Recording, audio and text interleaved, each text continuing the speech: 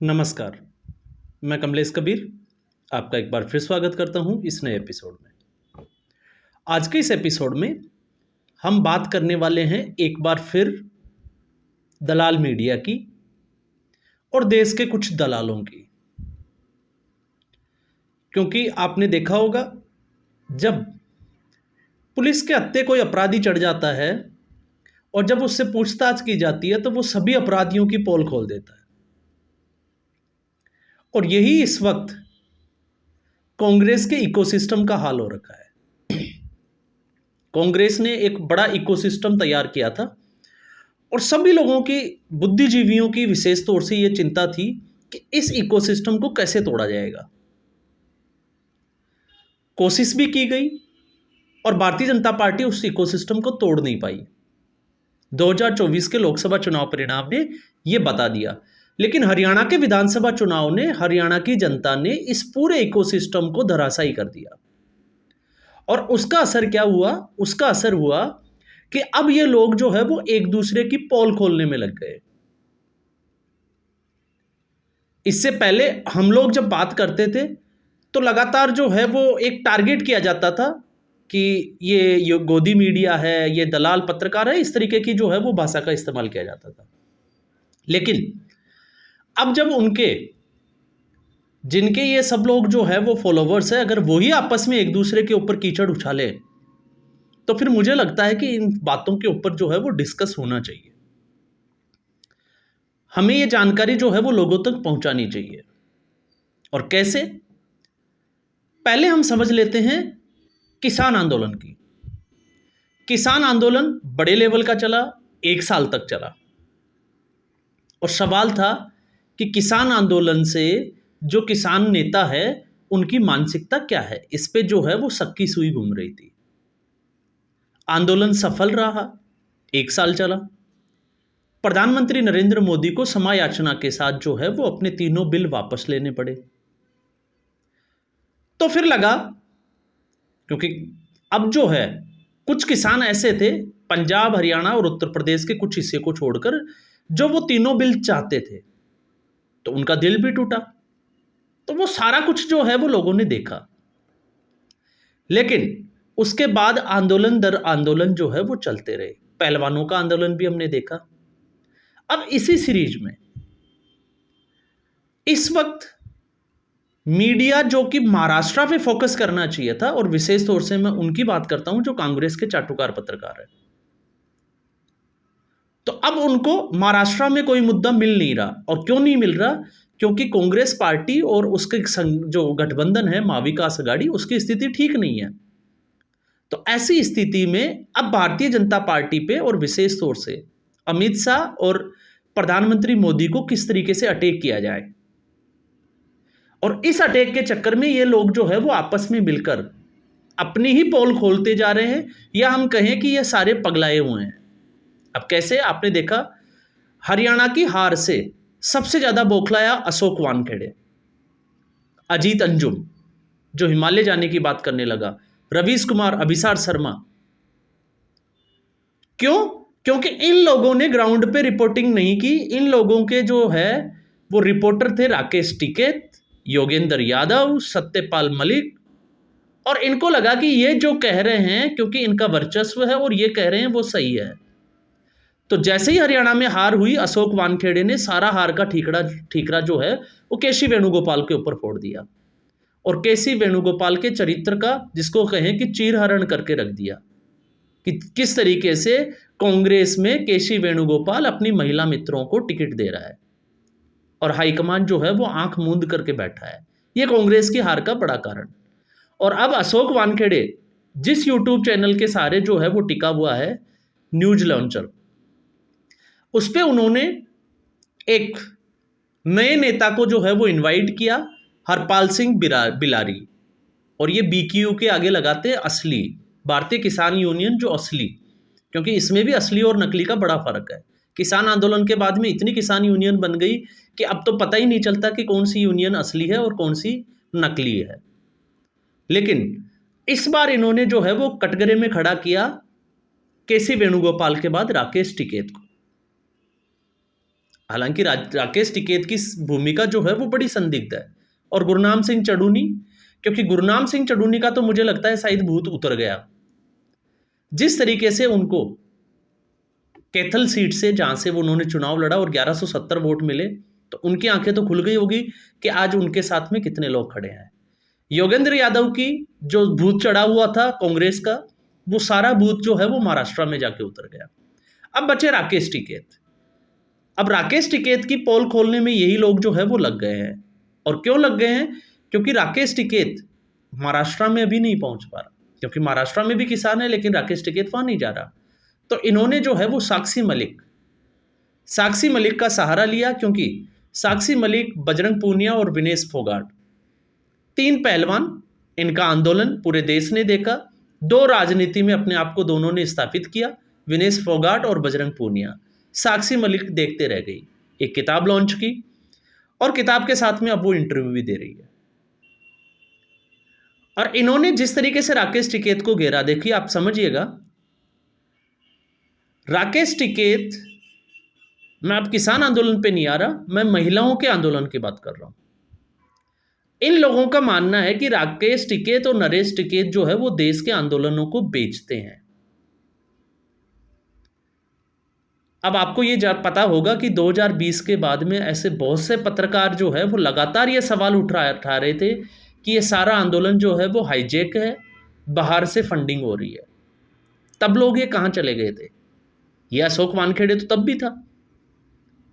और अशोक वानखेड़े, क्योंकि अशोक वानखेड़े को ये पता है कि यही स्थिति महाराष्ट्र में होने वाली है, क्योंकि महाराष्ट्र में मराठा आंदोलन का जारांगे पाटिल, उसके ऊपर भी इन्होंने एक वीडियो बनाया था कि जारांगे पाटिल जो है वो भी राकेश टिकैत की तरह ही करने वाला है। मतलब उसका यह साफ तौर से था कि जारांगे पाटिल जो है वो भी अशोक वानखेड़े जैसे पत्रकारों को धोखा देगा। क्यों? जीत एक तरफा दिख रही है। भारतीय जनता पार्टी इस वक्त जो है वो महाराष्ट्र में तो बहुत आगे निकल चुकी है। तो ऐसी स्थिति में इन लोगों के, मैं विश्लेषण की बात कर रहा हूं, और विश्लेषण से ज्यादा मैं बात करता हूं मूर्खता की। लेकिन आप लोगों को जागरूक रहना है, इन लोगों को समझना है। और समझना ये नहीं है कि मैं आपको कुछ कह रहा हूं और वो बिल्कुल सत्य है, नहीं। आप फैक्ट्स पे जाइए, अपना विवेक का इस्तेमाल कीजिए, अपने अनुभव को देखिए। और जब मैं ये कहता हूं तो ऐसा क्यों? ऐसा इसलिए क्योंकि एक वीडियो में मैंने बात किया था कि दीपेंद्र हुड्डा रमनदीप सिंह मान, जो एक प्रोफेशनल आंदोलनकारी है, उससे मिलते हैं 16 तारीख को। 24 तारीख से जो है वो किसान आंदोलन पार्ट 2 की जो है वो घोषणा की जाती है। 30 तारीख को अमेरिका के दौरे पे जाते हैं, वहाँ पे जो है वो सैम पित्रोदा से मुलाकात होती है। और ठीक इस कड़ी में जो है वो 10, उसके बाद में जो है वो 10 नवंबर सबने देखा, उसके बाद में जो है वो एक के बाद एक किसान यूनियनों ने आंदोलन करना स्टार्ट कर दिए। और जब केंद्र सरकार की तरफ से भेजे गए प्रतिनिधि, चाहे अर्जुन मुंडा हो या पीयूष गोयल, जब किसानों की चंडीगढ़ में मुलाकात हुई, वहाँ पे फिर वो रमनदीप सिंह मान पहुँच जाते हैं। और 13 में से 10 मांगे मानने के बाद में भी किसान संगठन जो है वो तैयार नहीं होते हैं, और फिर इनको तैयार किया जाता है दिल्ली कूच के लिए। और दिल्ली कूच किस तरीके से? क्योंकि इससे पहले ही जो है वो 6 महीने पहले से जो है वो ट्रैक्टरों को मॉडिफाई करने का प्लानिंग पूरे युद्ध स्तर पे चल रही थी, और वो आज हम सब ने देखा। तो यहाँ पे इस क्रोनोलॉजी को बस इसी तरीके से समझा जा सकता है। किसान आंदोलन क्यों हुआ वो भी हम सब ने देखा, क्योंकि जिस तरीके से विनेश फोगाट के हारने के बाद दीपेंद्र हुड्डा जो है वो एयरपोर्ट पहुँचते हैं, तो आप सोच के देखिए, क्या इसके अलावा किसी और पहलवान ने कोई मेडल नहीं जीता? बहुत सारे, नीरज चोपड़ा, मनु भाकर, अमन शेरावत, ऐसे बहुत सारे पहलवानों ने जो है वो मेडल जीते, लेकिन हुड्डा परिवार कभी भी जो है वो एयरपोर्ट पर उनको रिसीव करने या उनको सम्मानित करने नहीं पहुंचा। तो इससे ये अंदाजा आप लगा सकते हैं कि पहलवानों के आंदोलन में इनकी क्या भूमिका। लेकिन इन लोगों का मानना है कि बजरंग पूनिया जो है वो अमित शाह से मिला हुआ है, और ये थोड़ा सा एक हास्यास्पद लगता है। ये इनके विश्लेषण का स्तर है। अब ये किस तरीके का विश्लेषण करते हैं ये खुद जाने। लेकिन इनको लगता है कि जब पहलवान जो है वो मेडलों को बहाने के लिए हरिद्वार पहुंचे, तो अचानक से जो है वो नरेश टिकैत वहां पहुंच जाते हैं। नरेश टिकैत पहुंचते हैं, पहलवानों के मेडल ले लिए जाते हैं, और साक्षी मलिक का कहना है कि उसी वक्त बजरंग पूनिया को कोई फ़ोन आता है। हालांकि उन्होंने साफ तरीके से ये नहीं कहा कि किसका फ़ोन आता है, लेकिन इन लोगों ने ये तैयार कर दिया, और तय भी कर दिया कि वो फ़ोन जो है वो अमित शाह का है। तो अगर बजरंग पूनिया अमित शाह के साथ है तो फिर कांग्रेस पार्टी के साथ राजनीति में जाना, भारतीय जनता पार्टी के साथ नहीं जाना, ये क्या किस तरीके का विश्लेषण है, ये थोड़ा-सा समझ के बाहर की बात है। लेकिन इतना ज़रूर तय है कि आंदोलन जो है वो बेचे जाते हैं। अन्ना हज़ारे का आंदोलन वो भी बिका। पैसे के लिए तो नहीं बिका, लेकिन वो राजनीति के लिए बिका। उसको टेक ओवर किया गया अरविंद केजरीवाल की तरह।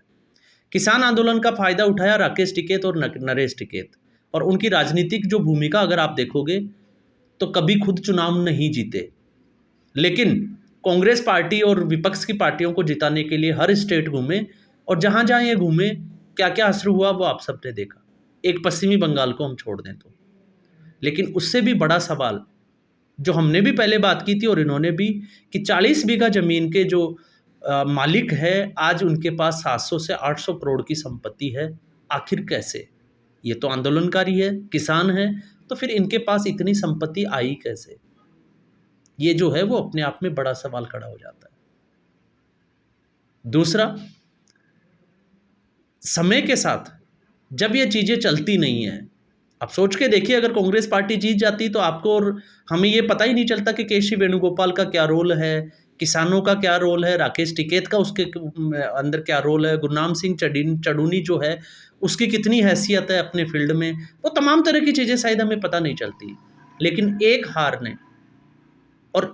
ने जो है वो इनके दिमाग के कीड़े जो है उनको मजबूर कर दिया दौड़ने के लिए, और इस कदर दौड़ने लगे हैं कि अब ये रुकने का नाम नहीं ले रहे। कहाँ जाके रुकेंगे ये किसी को आइडिया नहीं है, क्योंकि अभी राकेश टिकैत, नरेश टिकैत, और फिर उसके बाद में हो सकता है शायद एक पत्रकार दूसरे पत्रकार या मीडिया चैनलों की भी जो है वो पोल खोलना शुरू कर दें, और ये सिलसिला जो है वो शुरू हो चुका है।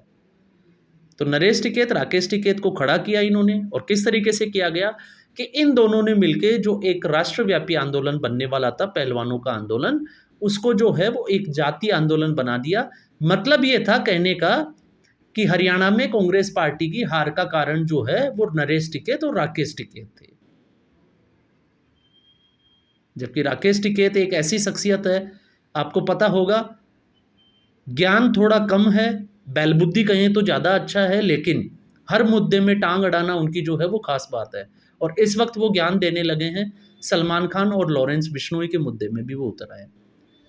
अर्थशास्त्री भी वो बन जाते हैं, किसानों के भी बन जाते हैं मसीहा, पहलवानों की भी उनको राजनीति का पता होता है, पश्चिमी बंगाल में क्या चल रहा है वो भी उनको पता है, पाकिस्तान के साथ भारत के रिश्ते कैसे हैं वो भी राकेश टिकैत को पता है। बस जहाँ पे राकेश टिकैत रहता है वहाँ पे भारतीय जनता पार्टी को हरा नहीं पाता, ये उसकी जो है वो सबसे बड़ी कमजोरी है। और आज अभी जो है वो चल रहा है, पंजाब जो है वो धरना प्रदर्शनों की भेंट चढ़ चुका है, और ये 2020 के बाद में जिस तरीके का माहौल बनाया, आज पंजाब के किसान जो है वो उनकी जीरी, या हम कहें कि मंडियों में पड़ी है, उनकी खरीदारी नहीं हो रही आड़तियों के द्वारा। कहाँ है राकेश टिकैत, कहाँ है गुरनाम सिंह चडूनी? क्यों नहीं उतर रहे अब इन किसानों के लिए? क्योंकि इनको पता है कि अगर ये पंजाब में अब जाएंगे और किसानों की जो है वो तरफदारी करेंगे तो इनके जूते पड़ेंगे। और आप ये नोट करके देख लीजिए, अब अगर राकेश टिकैत और ऐसे नेता जो किसानों के जो है वो मसीहा बने हुए हैं, अगर ये पंजाब में आगे इस तरह का जो है वो करेंगे तो शायद पंजाब की जनता जो है वो अब समझने लगी है। और पंजाब को 2020 के बाद में इन आंदोलनों ने कितना पीछे कर दिया ये देश के सामने है। लेकिन बस स्थिति यह है कि यहाँ पे भारतीय जनता पार्टी की सरकार नहीं, यहाँ आम आदमी पार्टी की सरकार है। तो इससे आप समझ सकते हैं कि ये किस तरीके का आंदोलन था, और इन लोगों ने बाहर से कितनी फंडिंग हुई होगी और कितने पैसे कमाए होंगे, क्योंकि ऐसे आंदोलन जो है वो स्वतः नहीं होते। बांग्लादेश इसका जो है वो जीता जागता उदाहरण है। जिस तरीके से यूनुस खान जो एक नोबेल पुरस्कार विजेता है, उनको जो है वो बांग्लादेश का आपको पता होगा सत्ता उनको दी गई है, वो अभी चला रहे हैं। और सत्ता मिलने के 1 महीने बाद ही जिस तरीके से उन्होंने खुलासा किया कि ये स्वतः होने वाला या अचानक होने वाला आंदोलन नहीं था, ये सारा जो है वो अमेरिका का किया धरा था कि किस तरीके से बांग्लादेश की स्थिति एक हंसता खेलता और अर्थ जिसको कहें कि इकोनॉमी जहाँ ग्रो कर रही थी उसको बिखेर के रख दिया। और अब बांग्लादेश की स्थिति क्या है आप उसको थोड़ा सा स्टडी करके देखिए। तो ये ऐसी बाहरी ताकतें हैं जो इन लोगों के सहारे, जो बैल बुद्धि लोग होते हैं, जो अपनी जिद के लिए, अपने पैसे कमाने के लिए किसी भी चीज़ को दांव पे लगा दे सकते हैं, तो फिर आंदोलन तो क्या चीज़ है। ऐसे बहुत सारे आंदोलन जो है वो इनकी भेंट चढ़ जाएंगे। फिर चाहे लखीमपुर का मुद्दा क्या हुआ, कुछ नहीं। एमएसपी क्या हुआ, अब एमएसपी नहीं चाहिए, एमएसपी भी चाहिए। बस इनको राजनीतिक रोटियां सेकनी है, बस कोई पार्टी इनको जो है वो मुख्यमंत्री बना दे या कोई टिकट देके जो है वो मंत्री बना दे, फिर इस देश की सारी समस्याएं जो है वो हल हो जाएगी। तो आज के एपिसोड में बस इतना ही। उम्मीद करूंगा ये वीडियो एपिसोड आपको पसंद आया होगा। वीडियो को लाइक करें, शेयर करें, चैनल जरूर सब्सक्राइब करें। धन्यवाद।